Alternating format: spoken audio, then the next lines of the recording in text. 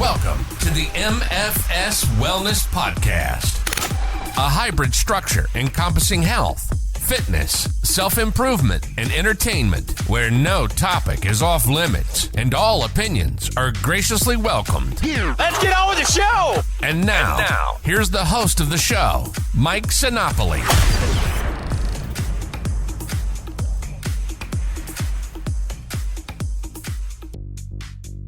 Welcome to the MFS Wellness Podcast. I am Mike Sinopoli, certified nutrition coach, consultant, counselor. You can call me whatever you'd like. This episode, I'm talking about becoming a new parent and the anxiety that ensues as you, A, prepare for this gigantic lifestyle change that's going to be thrown at you, and B, how to go ahead and process staying healthy and fit around that. After that's settled in and you realize that you're going to be a parent in 9 or so months, there's going to be a point where maybe you want to know, how am I going to fit this into my structure, my day, and stay active in the gym, keep my body, especially women who, after they have a baby, they really, have that anxiety of getting their body back or looking fit, because it is typical that they do gain some weight, some more than others during pregnancy. I'm not going to talk for women, obviously, and all that they go through, because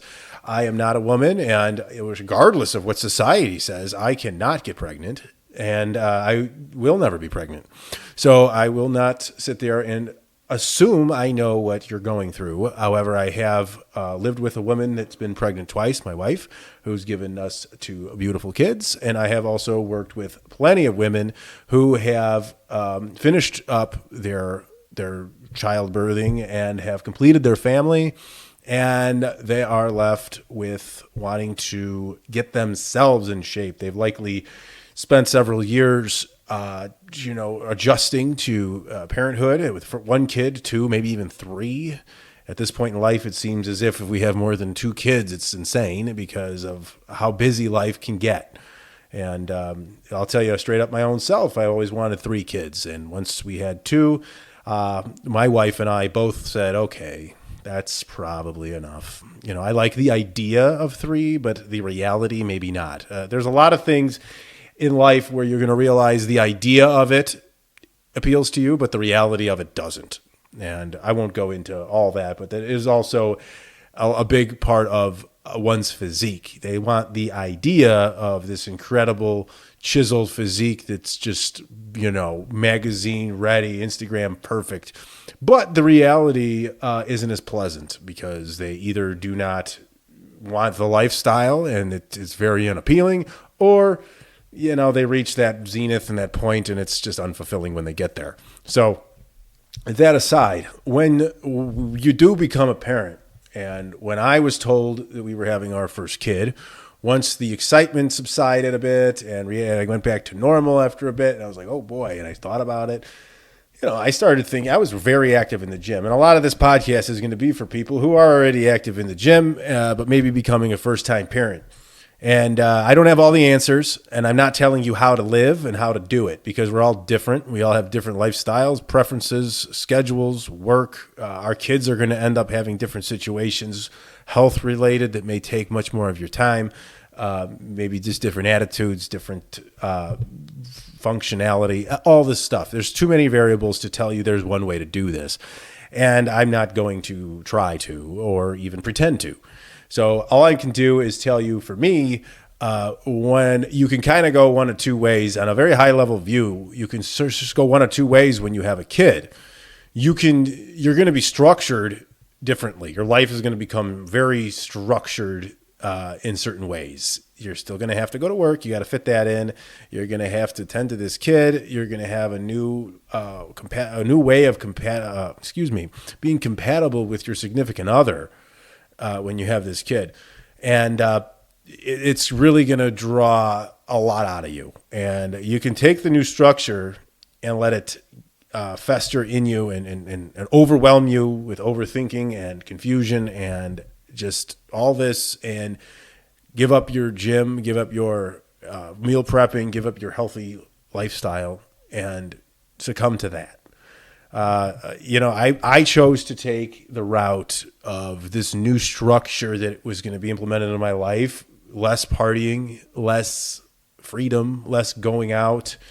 And I said, you know what? As long as I can squeeze in my gym and I'm going to be home, I can cook food and make food as needed.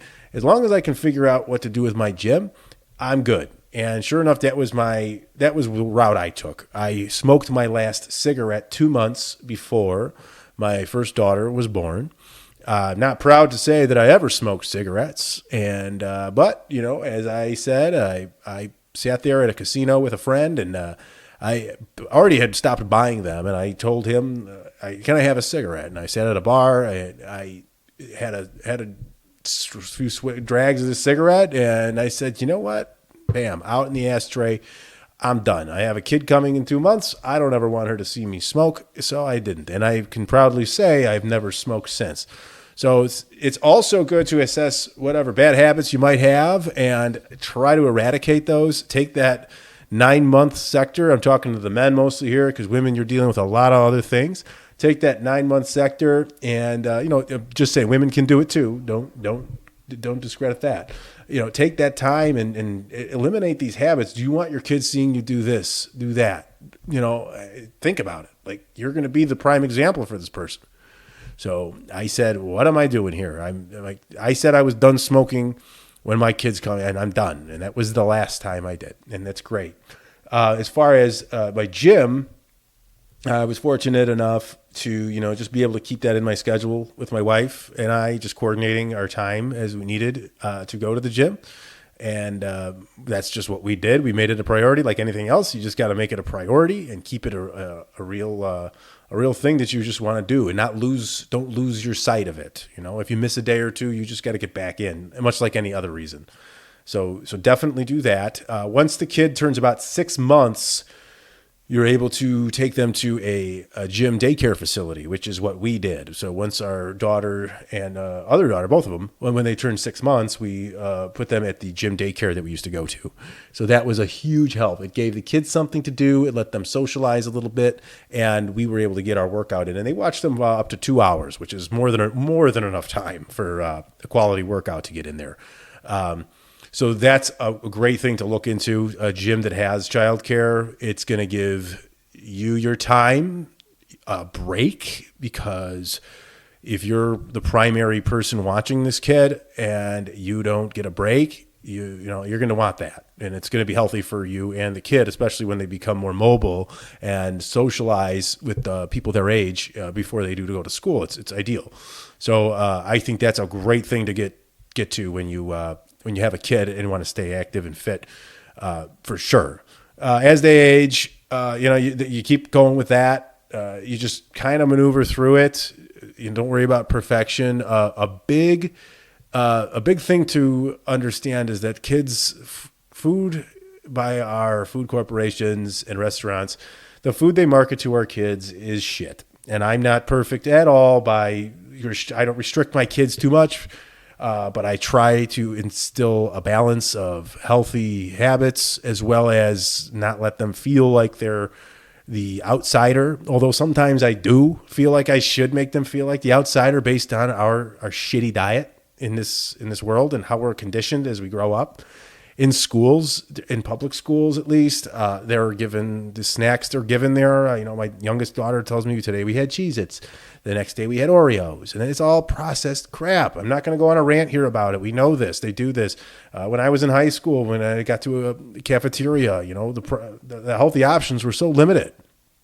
I would eat pretzels, pizza puffs, curly fries. I would go to the vending machine and eat Suzy Q's and Twinkies and Ho-Hos and Ding Dongs and whatever other goofy shit hostess wanted to come up with. And, so be it. I did it, and I'm just trying to limit it for my kids, and it seems to be just getting worse. But that's where we're at. And with that, the relevancy of that is that now if you go along with that, no judgment, because I can't say my pantry looks perfect, but you can end up eating that food yourself.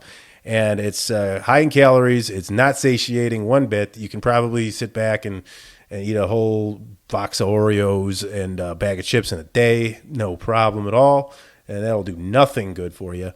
But that's another thing, that the grazing with the kids' food in the house, if you never kept it there before, yeah, it could get ugly. And it gets even uglier when you go to restaurants in some cases, because the nutritional value of what's on the kids' menus is pretty heinous. I won't get too deep into it, but, take a place like TGI Fridays, and when you come to the realization that penne pasta or mac and cheese are between 350 and 400 calories without the beverage and the side, you're already starting out at a high-calorie meal for a small kid. I mean, that might not seem like a lot to you, but that's a lot for the kid. And then, you give them a drink, what do we got here? Like a kid's orange juice is 100 calories with a bunch of sugar in it. They got blueberry slush. They got lime slush. There's 100, 150 calories respectively.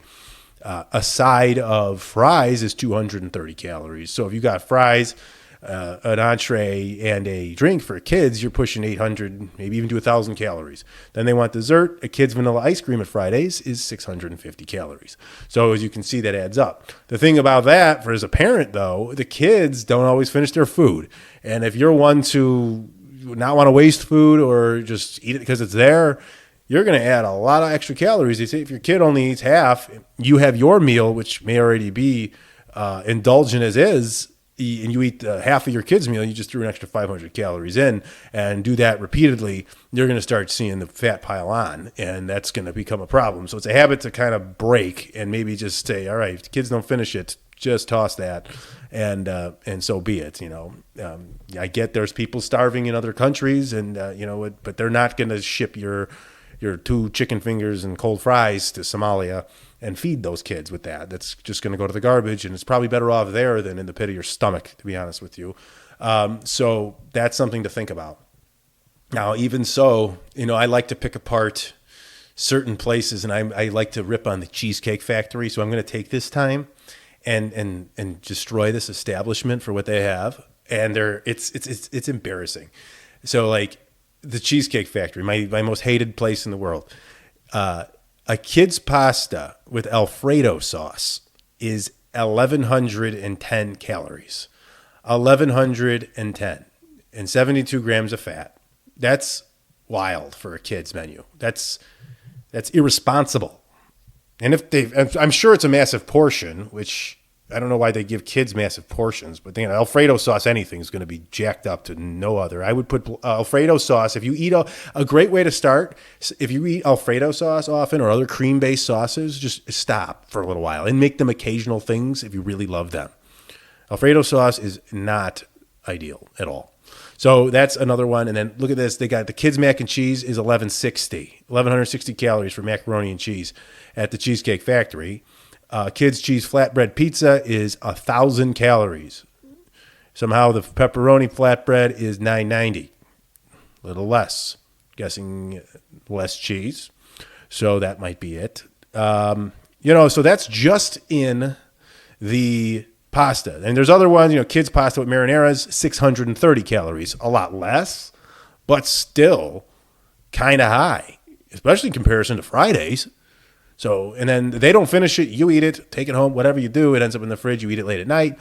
Either keep it for your kids if you're going to do it and take it home, or toss it. Because if you're trying your best to regulate your food, and none of this is quality stuff. The protein counts are not ideal in relation to the calories, fat, and the carbs. It's just not a good macro profile here at all. So just reviewing the menu even more, they got mini corn dogs for 610. Kids grilled cheese is 700 calories. This place is out of their minds. So, like a lemonade. A kid's lemonade is 190 calories, and that looks as if it has 48 grams of sugar in it as well. So it's brutal. It's terrible. So that's another thing. Just know your stuff at these restaurants. What you're feeding your kid. What you're choosing to scavenger and eat yourself. So not only will that help you continue on with that healthier lifestyle, you're setting an example for your kids. So that's what I like to do. Our kids know we go to the gym. They got accustomed to that by going to the daycare there, which was great. The people there were awesome. We miss it. We don't have one right now, but we're making it work. And that's all good. Now that they're older and in school, it's less necessary. This is more for younger kids. But they do know we go to the gym. Our kids see us. That my wife and I, we make it a regular thing. It's kind of something they're going to grow up seeing. So that's the best we can do. I don't push my kids to go work out. I do push them to be active because I think it's too young to start pushing workouts on a 7 and 5-year-old. But increasing the activity, the limiting the screen time, which is almost impossible. And I don't think I'm even a very good example of that, given that I'm on my phone a bit too often, and as I think we all are, but that's just the life we're in right now. So I just say, as long as I can get my kid active, we'll just deal with the screen time as it comes. Eating well and staying active. So if they see me eating, they kind of have an idea, like they know what's good, they know what's not at this age. The execution isn't all there, but we're going to work on that as we go. Kids can be kids. I'm not going to be that parent, but my eyes are open to what's going on here in our country and how they're starting us off. They don't want us healthy. You can call me a conspiracy theorist. I don't care. That there is no push and no care for anybody to be healthy.